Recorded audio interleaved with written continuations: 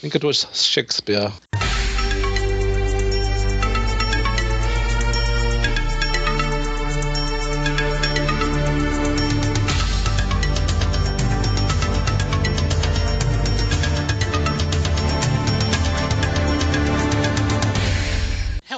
Welcome to Vassals of Kingsgrave. This is the 9th and final meeting of the Silmarillion crew. Today we will be discussing the last chapter of the Silmarillion, of the Rings of Power, and the Third Age, which basically summarizes kind of half of the Second Age and all of the events of Lord of the Rings in a couple pages. It's only about 18 pages in the book, but I'm sure we'll talk about it for at least a couple hours. My name is Greg. I'm claudiusthefool on the forums. I'm joined by 2.5 vassals today. If you guys want to introduce yourself. This is Shane, Easttexasdirewolf on the forums. This is Matt, Varley on the forums. And Amber is lurking in the background, so she counts as half for this one. Alright, so this basically is very Sauron heavy. This starts when, it kind of goes back to the Second Age where what was going on in Middle-earth during the Númenóreans' rise to power. And well, it begins right at the end of the First Age. Yeah, it jumps around a little bit. Well done, Shane. Might as well start at the beginning. This chapter starts at the end of the Third Age. We basically get to see Sauron making his, bending the knee to Eonwë after Morgoth is cast into the void. And you said the end of the Third Age. First Age. Yeah, that's not right. All right. Someone else want to host? I'm fine. Just tag along on this one. Have another drink of vodka. Yeah. Of the Rings of Power and the Third Age, in which these tales come to their end. You can do it. All right. This section starts off at the end of the First Age. The Valar have, the War of Wrath is over, and all of Morgoth is defeated, his forces are thrown to the wind, and Sauron puts on his fair raiment and basically makes obeisance to Eonwë, who is kind of, is he the only Valar who actually, came over and fought? The Valar didn't fight, right? It was just led by them, or did they? I was always kind of confused about that. No. I thought they all came. Eonwë was the herald of Manwë. But do we actually hear about, Manwë fighting in the battle? Because I know they mention, Earendil. They all came over and fucked shit up. All right, I figured. Yeah, so this Sauron bends the knees, he apologizes for all his evil deeds, and then, of course, he runs off and becomes more evil again. But there's a line here about Sauron was ashamed, and he was unwilling to return in humiliation and to receive from the Valar a sentence. So when Eonwë departed, he hid himself in Middle-earth, and he fell back into evil, for the bonds that Morgoth had laid upon him were very strong. So this kind of made me almost feel sorry for him. Do you think that he didn't really have a choice? He couldn't go back to the light side? He is, he was so messed up from what Morgoth did to him that he didn't have any choice but to remain evil and keep going? No, I never felt sorry for him. No, I didn't either. All right, moving on. But it said, the interesting thing I found was before that part you read, it said, and some hold that this was, first it says, when Thangordren was broken and Morgoth overthrown, Sauron put on his fair hue again and did obeisance to Eonwë, the herald of Manwë, and abjured, is that how you say that word? Abjured? Abjured, yeah. All his evil deeds. And some hold that this was not at first falsely done, but that Sauron in truth repented, if only out of fear, being dismayed by the fall of Morgoth and the great wrath of the Lords of the West. That's what I thought was interesting, that some people believe that he really did repent, even if, most people do what's right out of fear of being punished. I shouldn't say most, but a lot of people do. It's understandable, yeah. But I think it's just interesting that at this point, he probably was redeemable. He could have gone back to the good side. Yeah, but what if it took them they had to imprison Morgoth for 3 ages of the world and he's got this impossible what would they do? Do you think I don't think he would actually accept that. That's why he right. Ran off, but he definitely took the easy way out. It was easier for him to remain what he was and to go back rather than to actually do the time for his crime. Right. We like to rhyme. Right. Do the crime, gotta do the time. Yeah, I think mostly he's a coward. I don't know. He's good at being evil. This is what he does. I mean, I can't really blame him for continuing to be evil when... Yeah, but he runs away from... Well, we'll get to it later on, but he runs away from the dwarves when he realizes that they recognize him for what he is. He escapes from Númenor, and I think the men of Númenor realizes, what he was. Well, some of them do. The faithful. Well, after the doom, the faithful definitely know. Yeah. I just wonder what exactly how powerful he was. Because he, several times, when he's backed into a corner, he bows down. Well, even when he did bow down and, like, went to Numenor, I didn't really think that was bowing down. That was, step I think that one was of his, that was part of his plan, because it's calculated. yeah, he probably knew that that moment he didn't have the orc power to fight the, the Numenorians and all their might, but they said Yeah, I within think so, 5 too. years he had, like, the king under his wing and was telling him what to do. Yeah, and that's a whole thing about him is he just corrupts people, right? He's Whether subtle. it's He's through the subtle. ring or through his counsel to the kings of Numenor. He's kind of like a Loki type character, like a traditional Loki, I guess. Trickster, sort of. Not like from the comic books, but like from Norse legend. We also get, find out what the elves have been doing in Middle-earth at this time. Gilgalad basically took all his people to the west of Middle-earth and set up their, what later became the Grey Havens. That's sort of his kingdom, and he is constantly waging war against Sauron. There's also other elves in the south of Middle-earth. We're at the mouths of the Anduin. And also during this time, the Numenorians are, going to Middle-earth. They're setting up colonies and helping out the elves in their wars, at least in the beginning, against Sauron. Where was Eregion? Is that what that's called? Eregion? Eregion? Yeah. Eregion. It's basically on the west side. Like, how Moria bridges the Misty Mountains? It's on the west side of the Misty Mountains near the gates of Moria. Okay. So there's nothing left of that. They never the Fellowship should have went right across that, huh? I don't think they mentioned there might have been some ruins around there. It's actually to the north of Moria, so they probably never actually directly went there. No, I think they went through the land of Holland, right? Which used to be But Sauron fucked it up. Fucking Sauron. Well, not for a while. I mean, that, at this point, Sauron could still take on fair hue, and he came to the elves of this land and was like, hey, I know how to make good shit. And they're like, hey, we want to make good shit. And then they made some nice rings. But also, Celebrimbor was the, finest elvensmith at this time, and he was Curufin's son, I believe, of the Sons of Feanor. Although he had renounced his father's, dickishness and was not part of the, the Oath of Mandos, so that's why he got to get out of there when the First Age ended. Yep. That was not my ice, by the way. No, that was my ice. So, the last alliance of elves and men. Yeah, I think we should probably talk about, just the Numenorians before we get to that, just how they set up how they founded their cities in a really weird way, which I never really understood. No, I thought we talked about that, the Calabeth. That's fine. No, I mean the faith, like the Sons of Elendil and all those guys. Oh, and how what's his name is not the true heir if he's 3,000 years away. Oh, Aragorn? Yeah. Yeah, I never understood how. I have questions, but the way that it's made out is this might be cut out for the later, but like how Aragorn is like the direct descendant of Isildur, but he's not, right? He's the direct descendant of Isildur's grandnephew. Like it was Anarian's. It was through him. So is that technically considered like the heir of Isildur, even though it was like a different branch? Well, it's the heir, not the But there were direct two kingdoms. bloodline. Like Isildur had the south, and Gondor and Anarion had Arnor in the north. It's like The Aragorn was No. technically the heir to Anor. to Arnor, yeah. He's like, hey, Yeah, I'm Arnor. coming over here now. But I don't know. We'll get to that. Anyway, Yeah. All right. So Sauron is, marshaling his forces. He's making rings.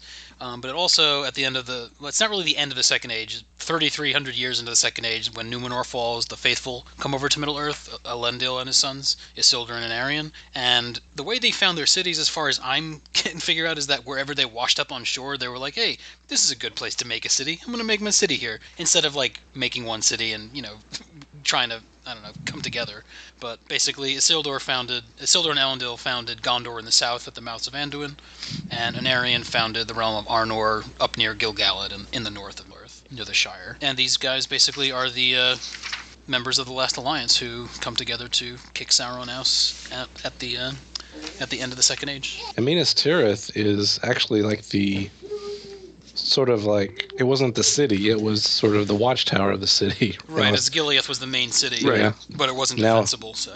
but in the north, we have nothing. Like, we have Bear Downs, and we have Weathertop. Oh, now, I mean, that's what's left over, but it was once a thriving city. And Minas, Fornos, wasn't Fornos the capital of the city? what was No, I Minas think Morgul? Fornos was the capital for the witch king of Angmar, right? You have to say it like Gandalf, the Witch King of Angmar. Sorry. Watch King of Angmar. I don't remember him saying which King of Angmar. Did he say that in Didn't Return he say of the that in King? the movie? Maybe in Return of the King he did. It is no orc But what city- that leads his forces. But yeah, it definitely says that. I'm not making Oh, maybe Two Towers? Which city was Minas Morgul? Minas Ithil That was- became Minas Morgul. Minas Yeah. Ithil was like the sister city to Minas Anor, which was Minas Tirith. Oh, okay. City of Watch and City of... No, Minas Ithil was the City of the Moon, and Minas Anor was the City of the Sun. Right. But once it got taken over, it became Minas Minas Tirith. City of Watch. Minas Tirith. Yeah. Yeah, so before all the wars and everything, Sauron approaches these elves in Eregion, who are the best smiths, and that's when this is where the Rings of Power come about. He teaches them how to make these amazing rings, but as far as I can tell, the reason why they're bound to him, it's not that he made them, it's that they made them with his skill and knowledge, so they were always bound to him and the one ring which he made by himself that ruled all of the other rings. Even the elven rings, they weren't bound to his will, but they could.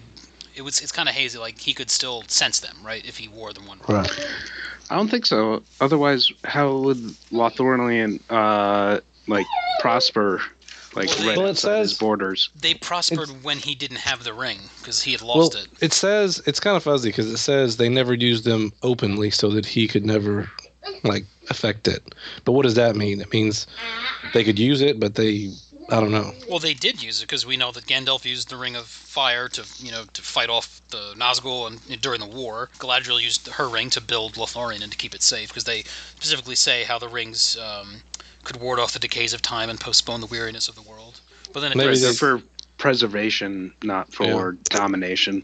right. Well, it says, therefore the three remained unsullied, for they were forged by Celebrimbor alone, and the hand of Sauron never touched them, yet they were also subject to the one. I figure all the rings are subject to Sauron's ring because they couldn't have made them without him. Fair enough. Yeah, Sauron hates the elves. He's constantly trying to corrupt them to his cause. The dwarves as well, but the dwarves, aren't really going on board with it, and you can't corrupt the dwarves as well as men. Men are apparently super easy to corrupt. They just want the rings, want to live forever, and become... But it did say that the rings sort of amplified their greed, and so their purposes helped Sauron anyway. Yeah, they'd made them dig deeper and what they called it, build the 7 hordes of the dwarf kings of old. But men proved easier to ensnare. And we get the birth of the origin story for the Nazgul, which we kind of knew from the books, but it is explained a little more here how they were, some of them were actually Númenorian kings, or men of Númenor in Middle-earth, who he gave the rings to, and one by one once they died, never actually died, but entered the realm of shadows.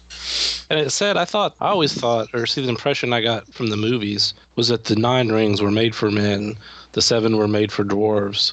But this book doesn't sound like that. It sounds like they were all elven rings that Sauron sort of managed to win back or conquer back, and then he handed them out. That's also from the famous inscription, 9 rings for the, I can't say it now, but you know the quote. Little men. 3 rings for the elven kings under the sky, 9 rings for the mortal men doomed to die, all that. But no, they weren't made for men, they were just they were made by the elves, but given to the men. But it was all under Sauron. Right. So this is basically the Black Years and the years of flight, the days of flight, where a lot of elves are leaving Middle-earth because they just can't contend with Sauron anymore. But Gilgalad stays on, and he leads the fight and the resistance to Sauron. And when Sauron basically went to Númenor as a quote-unquote prisoner, that's kind of when Gilgalad had some success, and they took over a lot more lands, and they almost kind of drove Sauron's forces back into Mordor. But then, of course, he came back after the fall of Númenor and renewed the fight. Fucking A, man. We do get the passage about in the east and the south, well nigh all men were under his dominion, and they grew strong in those days and built many towns. To them Sauron was both god and king and god, and they feared him exceedingly, for he surrounded his abode with fire. So I can imagine being an Easterling and, not really knowing anything else except this fire demon who's, a couple hundred miles away, and I don't blame them for worshipping him, because what other choice did they have? Yeah, it's not like any other Minar or anybody was coming around to help him out. Yeah, and also we talked about it in the Calabeth that the Númenorians came over as conquerors and not as teachers anymore. So they're oh, well, this guy seems more powerful than them. After their whole world just got swallowed up. It's weird because it seems like so much time goes by between when the faithful land in Middle-earth to the Last Alliance and the end of the Second Age. It's only 110 years. They land in 3320. The downfall of Númenor is 3319, so I guess they spent a year at sea. And then it's not until 3430 that they form the Last Alliance. So 110 years between. That means they land, they found their cities, they build their kingdoms, and they go to war with Sauron, which seems a lot to happen over the course of one generation, but they're Númenorians and they live very long, so I guess that's understandable. But it just does seem really quick to me that all this happened in 100 years or so. Well, I think they knew that like they were betrayed by Sauron, right? What do you Yeah, they were the ones saying don't trust him. They were the ones working against him. Right. Oh no, I know that. I just meant that the fact that like Sauron must have gone back around the same time, or his spirit, so he rebuilds, the Dark Tower and marshals his forces again. But it just seems to happen really, really fast. Yeah, that actually seems like he recovered much faster than like them building a city in 130 years. I mean, it's quick, but I can buy it. But it seems like him. I guess he already built Barad-dûr, though. Well, he It had already left, been but his built. armies were still there. I don't think like they just took went back to Right. farming their orc pits or anything. Right. So his stuff was already set up. Yeah. Okay. He just had to float back over there. So yes, the last Just become a alliance- big guy. Oh, we also get mention of the Seeing Stones, which is 7 stars, 7 stones. The 7 stones of the Palantir that the faithful brought over from Numenor, And one white tree. and 1 white tree. Although we never really know what the 7 stars are. Hmm. I think I mean, it sounds good in the rhyme. Also, this time they have time to build Isengard, so I figured that would take a couple thousand years, but they put that up in the meantime also, which they're Numenorians. I'll give it to them. yeah, it's fair enough. I thought they built it during their power, though, when they built the Argonath and everything else. Well, they could have built it while they were coming over being benevolent Yeah, people, right? I don't Yeah, think that's so, why I because- thought so. Because they say these are the chief dwellings of the Numenorians in Gondor. Like, Gondor wasn't a thing until Isildur and Elendil built it, right? These are the chief dwellings of Numenorians, but other works marvelous and strong they built in the land. Okay, in the days of their power, so maybe these were built in before. Alright, you're probably right. Yeah, the Argonath, Aglarond, and Eric. Okay. Alright, so that makes more sense. They were built over the course of the 3,000 years that they were sailing around, doing good deeds. Say I'm right. Yes, you can be right. Yeah. Anything to say on the Palantir? They're not just seeing devices. You can, if you're strong of will, you can actually bend them to see the future. Apparently, and Elendil would gaze into it and try to look over into Valinor for the loss. Yeah, and try to see his father, Amandil, right? I always felt bad for him. He just washed up on some enchanted isle and probably lived there in Twilight forever. Seems like I'm that would be pretty a sure he's no-no. dead. I know. Seems like that would be a no-no trying to look at Valinor. You can look, but you can't touch. That's pretty much what they said. Isn't that Devil's Advocate? What's that? Yeah, that's a line from that movie. Oh, I wasn't quoting it. All right. Anywho, That makes what's his name to play the devil? Al Pacino? Yeah, he would make a good Sauron. He would make a good Sauron. If ever they do it, it's just going to be like Benedict Cumberbatch or somebody. Yeah. no, here I did Smog. Yeah, but he did the voice. Didn't he do the voice of Sauron in the Yeah. Hobbit? Like, it was warped and everything, but it was him. Oh, did he do both? Didn't He he? did the voice for Sauron. Yeah, and he mocapped in the voice for Smog. Mocapped? Yeah. Motion capture for the people in the biz. They put dots on his face and he made funny faces. He can not make funny faces.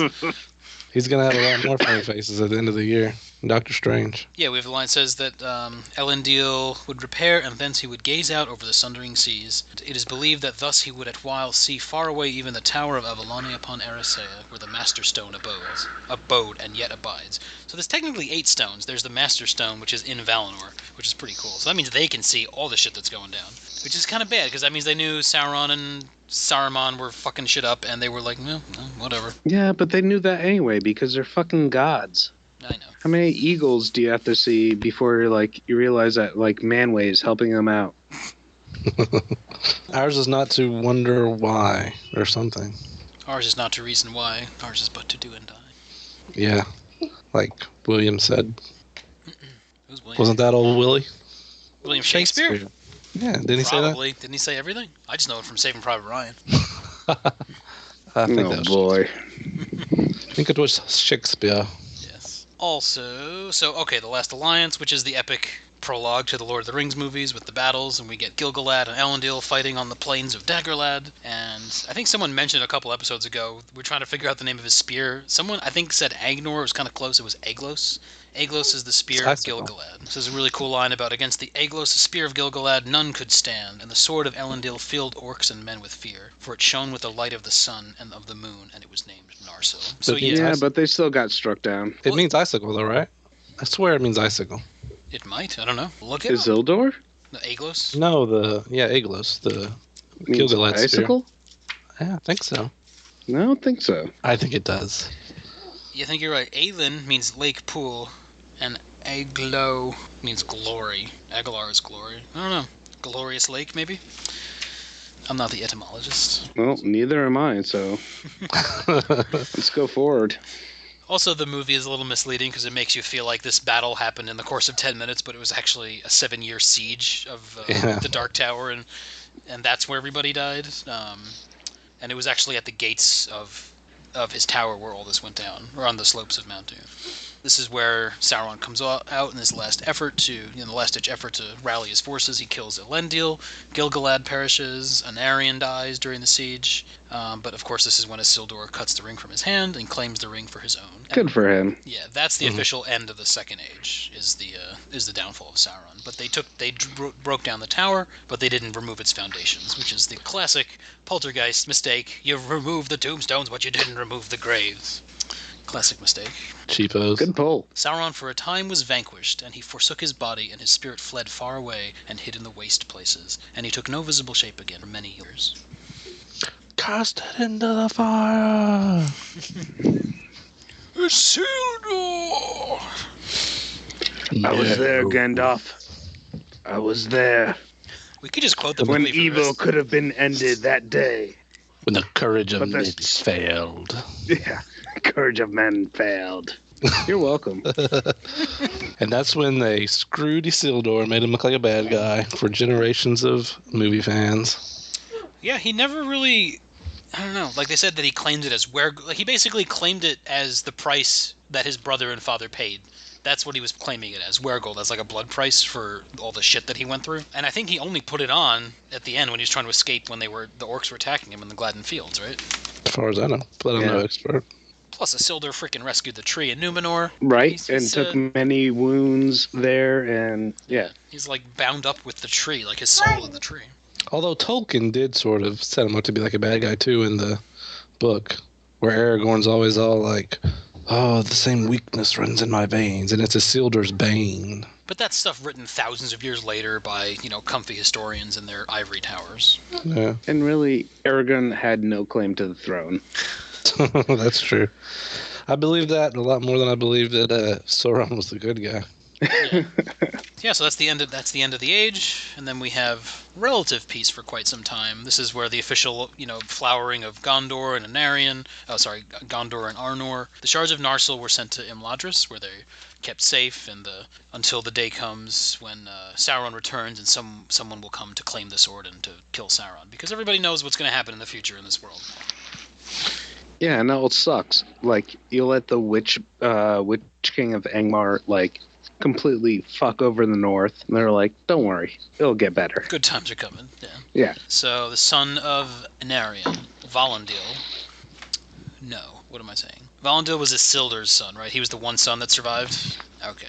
Blah, blah, blah. After Isildur is trying to get back home, he gets attacked by orcs, loses the ring, falls into the river. We know that. And it's his one son who is actually back in Rivendell that has survived, becomes the first, I guess, official king of Gondor. And it came to pass after the days of an Arundel, the seventh king that followed Valandil, that the men of Westerness, the Dunedain of the North, became divided into petty realms. So they basically had 7 kings worth of good times in the North, and then it all just devolved into chaos. All right. Right.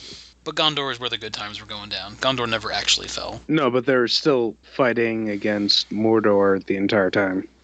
Right. Which has got to be scary as shit, living in a city that's oh, we see your awfulness going on over there. We're prepared for it. At this point, Sauron wasn't even there anymore. He was, his spirit hadn't even returned to Mirkwood yet. But his land is still there. They've kept a watch on it. So I guess it was pretty bad, but it wasn't roiling clouds and earthquakes all the time. I would think not. Okay, going back to Gilgalad's spear. I don't know how canon this is. It's better not be from a video game, Shane. If it's from a video game, just it's a book. The Lord of the Rings, Weapons and Warfare. It's about the movies. Yeah. But it says it in there, but they usually stick pretty close to the material. It says Aeglos or Icicle by the elves. So I don't know if that's canon or not. We'll call that semi-canon. So he was wielding ice. Like an icicle, you can fuck somebody up. No, but Ice the Blade, Game of Thrones. Oh, yeah? No? Anyone? Yes, you can have that. Good connect. No. Yeah.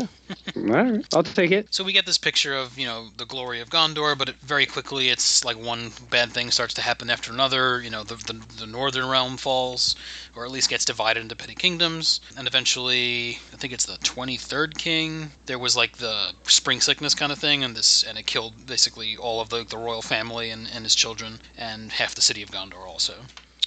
And we don't know if that was something sent from Sauron, or that just happened.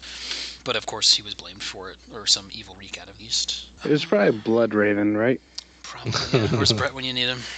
Yeah, missing Brett. But also this whole time, the Nazgul were never destroyed, I guess, and they were always kind of paving the way for Sauron's return.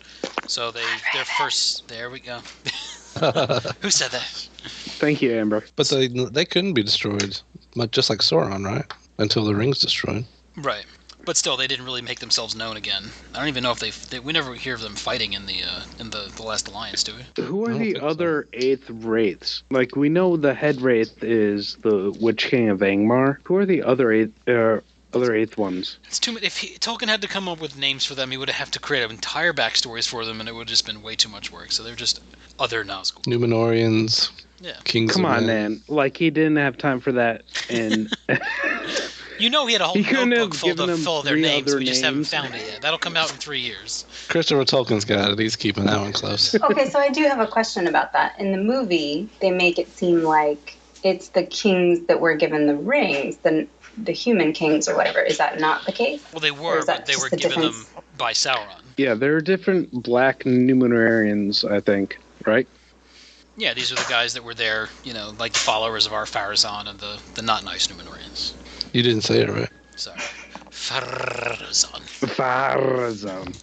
Farazan. I'll call him Tar-Kalion by his real name, guys. Jeez. Yes, so Osgiliath falls. Minas Ithil is taken over by the Nazgul, and it's renamed Minas Morgul, the Tower of Sorcery. Which is awesome. And they really did, I think in the movies, they really did that whole, like, beacon fire thing really good. Oh, you mean like And the green backlighting of the...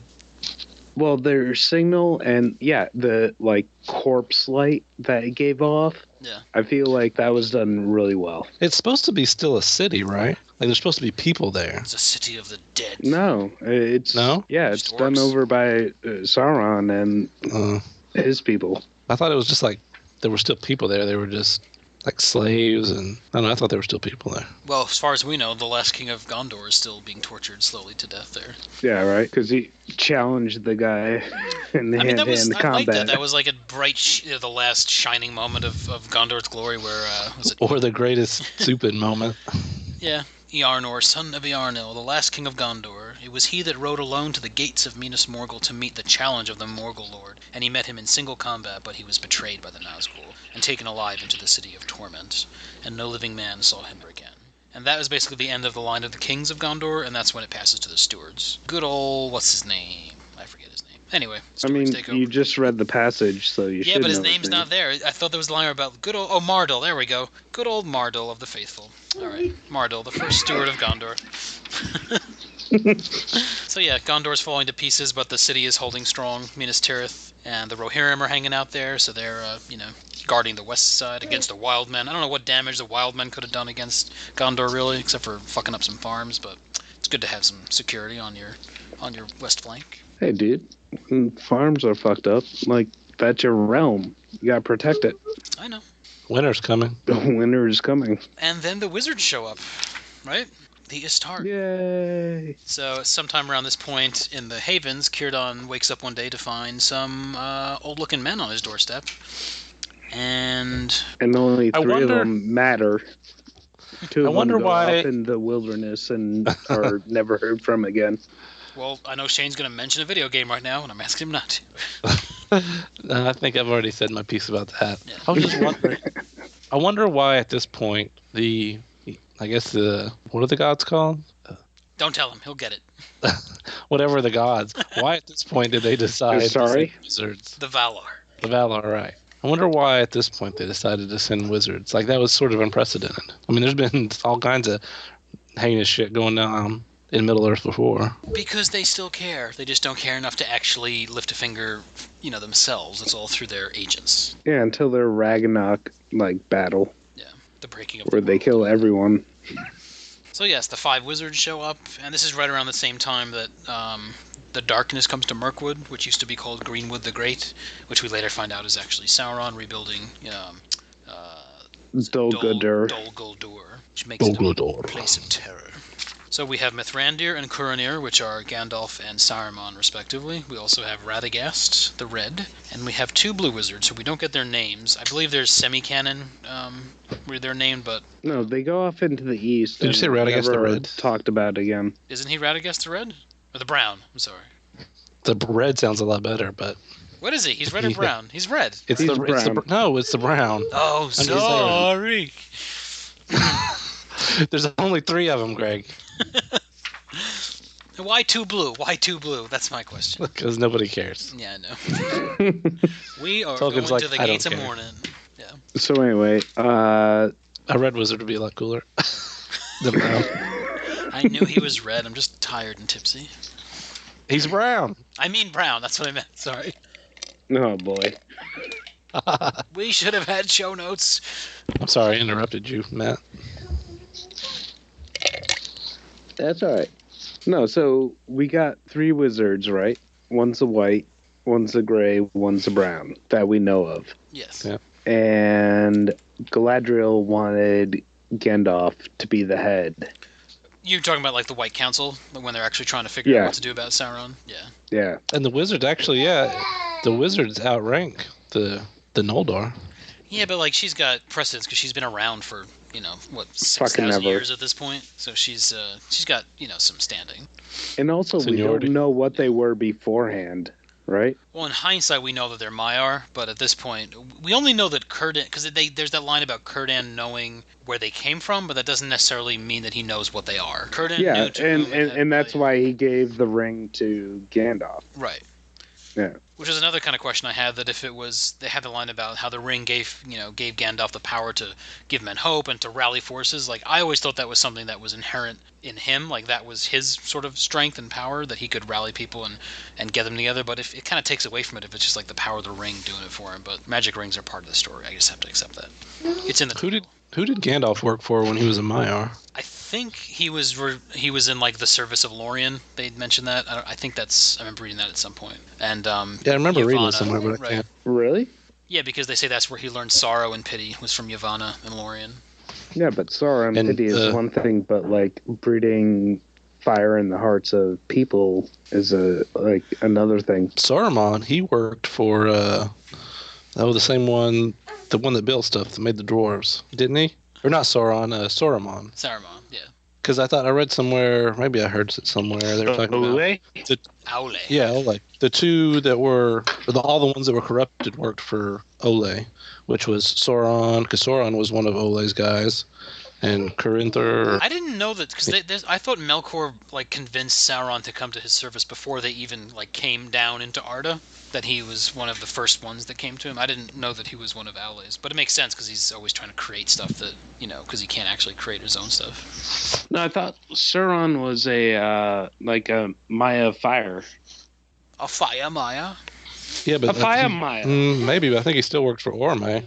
Because fire is just to create. Orme is the guy who rides the horse and wants to... No, that's Tulkas. Tulkas wants to wrestle. Aule, you were saying. Aule, yeah. The creator. But I always thought he was a fire demon that Melkor turned. Either way, he's with Melkor now, but no, it does make sense if he was with Aule. So Sauron's spirit is slowly coming back to Mirkwood. They know something's going up down south in Mirkwood, and that's when the White Council meets for the first time, which is basically Mithrandir, which is Gandalf, Saruman, Galadriel, Elrond, and Celeborn, I believe. And I don't know if Radagast was considered part of the council, but he lent his aid to Saruman. He thought he was doing good, but he was actually inadvertently helping against everybody else. Or Galadriel. Did I not say Galadriel? You said Celeborn. All right, I meant Galadriel and Celeborn. You're sexist. The one important lady of the story I cut out. Apologies. So they want to drive Sauron out, but Saruman wants to find the ring for himself. So he's like, "No, guys, we'll let him hang out for a little bit and see what goes on." And eventually he lets it, and they drive him out together. But for a while there, he's trying to learn as much as he can from Sauron, because he is jealous of him and wants his power. Yeah, how do they drive him out? They sing, don't Like, they? in the movie, that was horseshit. They have ninja moves, and they fight the Nazgul, who weren't even there in the books. Hey, it's complete horseshit in the movie, but it's a cool scene. No, it wasn't. Cool. It was like weird. It was just weird. Matt, speak your piece. No, I want you to speak your piece that it was a cool scene, because I think it was not one at all. And all of a sudden, Galadriel like turns into this like radiant fucking beast that will kill everything and did away with the Nazgul and everyone. Like, She I used don't up all her understand. mana. She used up it. all her mana in that scene, and she was like drained. They can't have them singing at him. It ain't going to not. work in a movie. They had to do something. I thought it looked pretty cool. I like the part of like the spirit like being driven out and everything, but the whole like weird ghost fight with the Nazgul was just weird. Yeah, and all of a sudden, fucking. No, I did not like that scene in The Hobbit. I don't think many people did. Anyway, Sauron is eventually driven out of Mirkwood, and that is when his spirit goes back to Mordor, and he officially starts like the real rebuilding of Mordor. And he's always searching for his ring, sending the ring wraiths out. Little does he know that in the meantime it was found by good old Smeagol, and it has made its way to the Shire.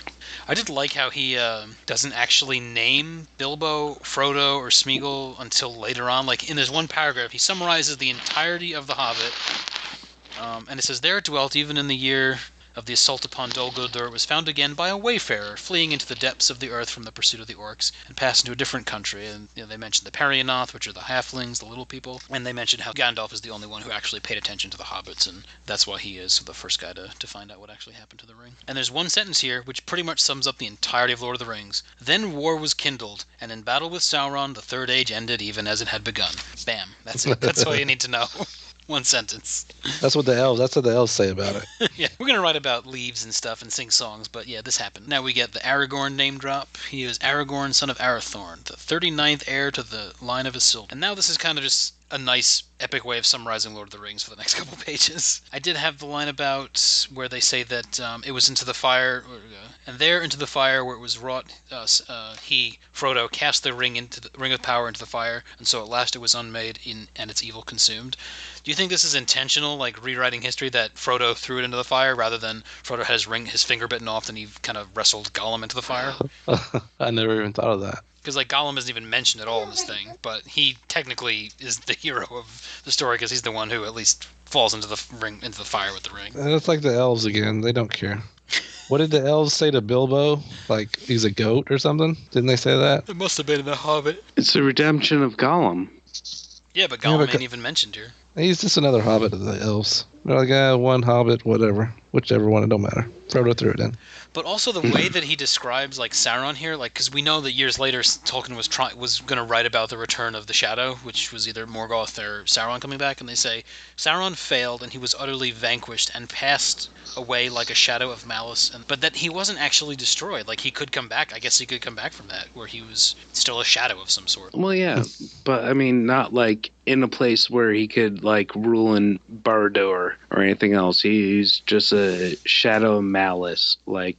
But how was he going to come back? Because Tolkien was trying to write him back, trying to bring him back into the story. I always assumed the last battle would be Morgoth. Whenever I have it muted, my son doesn't say anything, and then I hit my unmute button and he starts screaming. What are his thoughts on the return of Sauron and the Fifth Age? He just doesn't want to go to bed.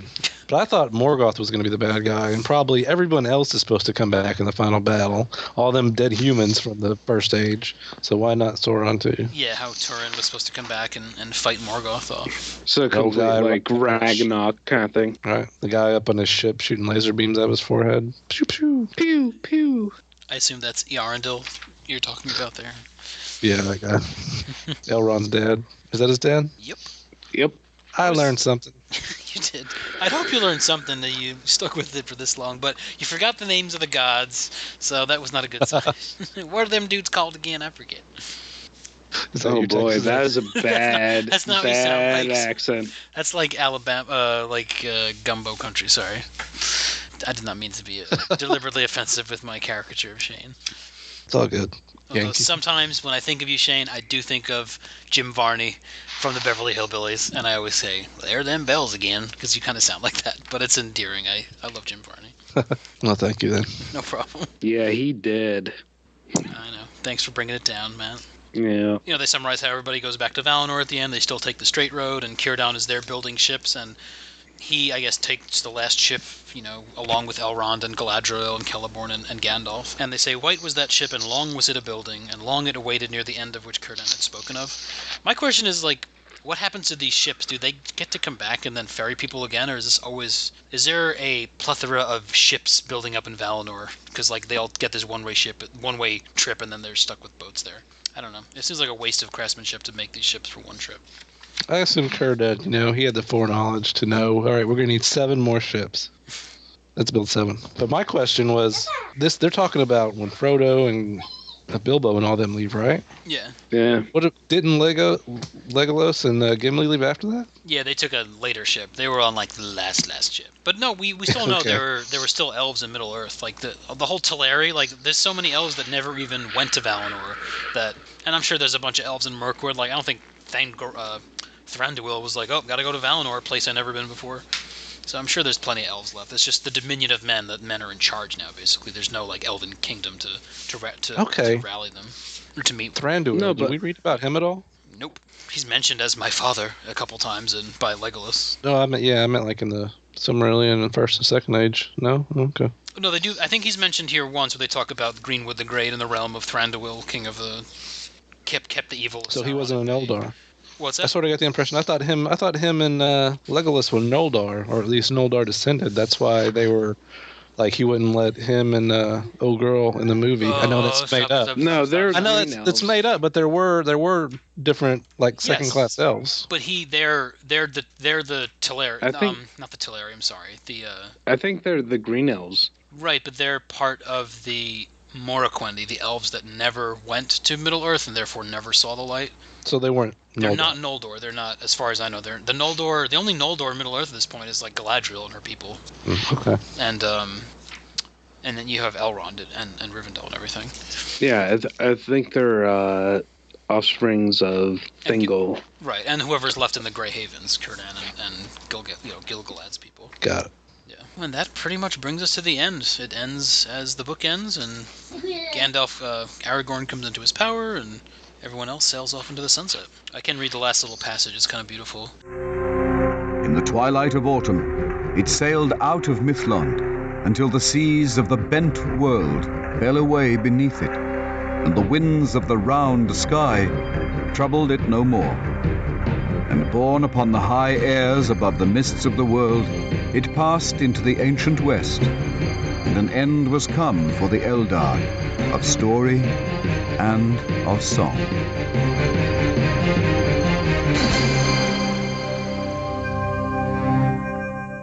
Nice. Now we can go over the family trees and the And index. Samwise Gamgee came back and said, I'm home. I'm home, yo. I'm home. Yeah. What happened to I thought what was the Sauron stuff? You said you wanted us to read. Oh no, there was just that line when Sauron is trying to like talk to the elves of Eregion about like, silly Gilgalad doesn't want my help. I'm really cool and I can make rings, but it's much more epic. Yeah.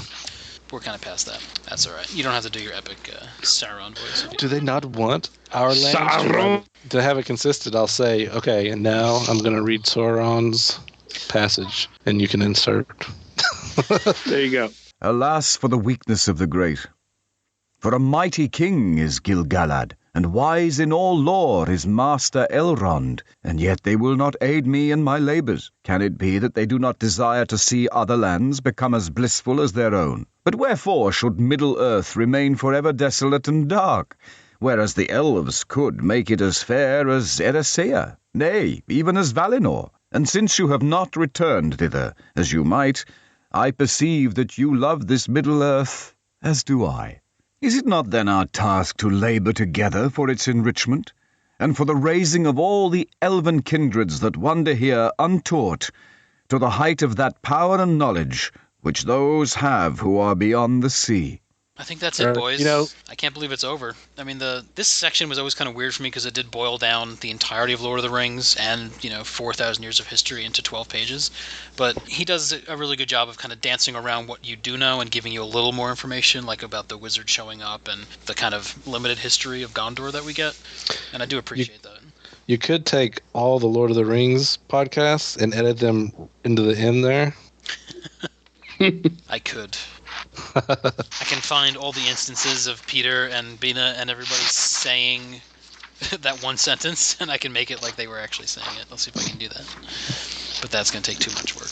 Yeah, when Bina was actually like, Varley said something, I was like, awesome. Bina just quoted me as something.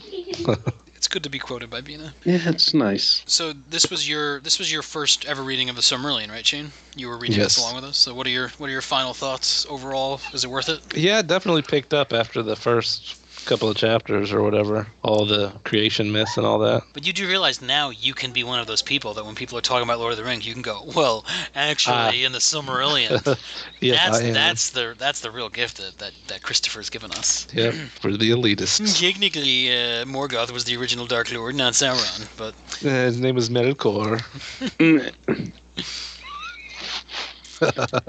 Gonna get lots of people at the bar coming up to you and talking about Melkor. Chicks dig it. Yeah, it's a good thing you're married, right? Yep. Well, I thank you for sticking with it for this long, both of you. I think we had 8 people at the beginning, and then there were 3. But that's what happens when you do a 16-month series of podcasts, I guess. Cream rises to the top. Indeed. I guess we can just go around and have a quick final thought. Did you have a favorite passage, or even just a character, or just something that you thought was really cool that you didn't know before, Matt? You'd read it before, but do you have like a favorite section or passage? Yeah, I think we really did the songs really well, and I think Shane really did the dwarves gonna need some wood. I forgot about that. So, yeah, I really enjoyed this, and this was actually the first podcast I think I did for VOK, so... Is that possible, really? Your first... Oh, no, I think it was, yeah. You're an old man now. You get to yell at all the little kids coming along. Fucking rascals, get off my porch. What about you, Shane? Any particular favorite bits? Nothing really stands out. There's so much. I mean, it's definitely something that bears to really, because a lot of it still blends together, and who exactly did what is still fuzzy in a lot of places. But I mean, I just enjoyed, learning all this stuff. I do definitely understand and know a lot more now than I did at the beginning. So. Yeah. No, I mean, I can imagine being in like 1976 where Tolkien died and like no one knowing if there was going to be something else or was someone going to finish it, and then just to get this book, like apparently it was like a huge bestseller, and then as people were like, wait a minute, there's no hobbits in here, then it kind of like the real fans, got into it and appreciated it. But I'm definitely glad we have it. I really wish that Tolkien himself could have written it and it didn't have to be edited and cobbled together, because as we found out, there are parts of it that are almost unreadable. I mean, I love that section where the moon is like redone 6 times and rises and resets, but it probably could have been done a little better. Right. Well, he worked on it for 20 years this or was something? his passion. This is where it all started. Like the first thing he ever wrote was that poem. Remember that poem that we heard at the beginning? And this is where I'm flipping through this and just looking at all the stuff I underlined, of my 4 multiple rereads on this. And no, I just my favorite scene is probably Fingolfin going to fight Morgoth in single combat when he's like, fuck this is it, I'm gonna take you down, and then of course it does not happen. But that's one of the most badass scenes of the whole book for me. Yeah, I definitely like whoever posted that link to that article. I think that was you, Matt, about the metal death, the most metal deaths in the Silmarillion. Yeah, that was cool. There's quite a few of them. Yeah. Yeah. Feanor he's up there. He's in there. No, I've really enjoyed this entire reread of this Silmarillion. I've had a good time. Me too. I'm glad I got it going. Yep. Thanks, Greg. Oh, you're welcome. That's all I was fishing for. Good night. Pew pew pew pew. Hello, everyone. Welcome to Vassals Dick. Let's try this again. Hello, everyone. Welcome. Balls. All right, Matt, come on. That's 2. Right, no, for real this time. Hello, everyone. Welcome to Vassals... Oh, for fuck's sake. Get it all out of your systems. I'm going to make one of you be Sauron, so take your pick at this point. Hello, I'd just everyone. like Welcome to to say Vassals you of asked Kingsgrave. for Thank you for joining us for Fred's last night's not. meeting of the... All right. What was that, Ember? Just that you were asking for it because Brett's not here. Yeah, I know. I think they're doing what you were looking I for. asked them to do. I did. All right. All right. You can pepper it throughout the podcast. Don't do it all right up front. Pew, pew, pew, pew. What up, lurker? Hey, butter. I'm just lurking at Trader Joe's. Is that a restaurant? I can't tell if you're serious. Yeah, do you not have Trader Joe's? Is that They a have restaurant? actual trading posts in Texas. But he's not in Texas. It's a grocery store. Yeah. It's like I'm a close. hoity-toity, It's not that exciting. all natural. Yeah, except they sell $2 Chuck. So. I was just going to bring up $2 Chuck. But it's $3 $2 now. chuck. Oh, $3 Chuck. Times is Whatever. Oh, what is that, ground chuck? No, it's crappy wine. Oh. But if you put it through an I don't aerator, it's very good. Pew, pew, pew, pew. We should have had show notes.